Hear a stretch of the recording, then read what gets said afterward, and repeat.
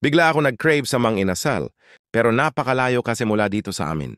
Kaya nagluto na lang ako ng paborito kong PM1. Sobrang dali lang nito, tara at samahan niyo ako magluto. Inumpisahan ko lang pala yan sa pag-marinate ng manok. Naglagay ako ng kalamansi. At isang ulo pala ng bawang ang nilagay ko dyan. Naglagay din ako ng 3 kutsara ng oyster sauce. At 4 ng kutsara ng toyo. At 2 teaspoon naman ng paminta. At naglagay din ako ng 1 cup ng clear soda at kalahating kutsara ng asukal. Naglagay din ako ng tanglad at ng kaunting luya. Pagsama-samahin mo lang ang lahat ng mga sangkap at kung nanonood ka pa rin, paki-comment naman kung taga saan ka para mabati naman kita. Maraming salamat. At pag na-mix mo na lahat ng sangkap, itabi mo lang yan. At minarinate ko pala yan ng mga 5 oras. At after 5 hours ay pwede na yan. Mag-ready ng pan. Ilagay mo na ang manok.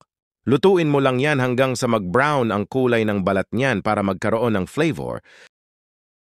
Dapat ganyan na ang itsura niyan bago mo baliktadin.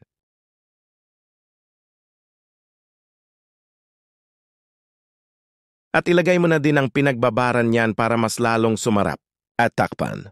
Para pantay, ang pagkaluto ay niluluto ko pala yan ng 7 minutes kada side para siguradong balanse. At makalipas ang 2 beses na pagbaliktad ay pwede na yan.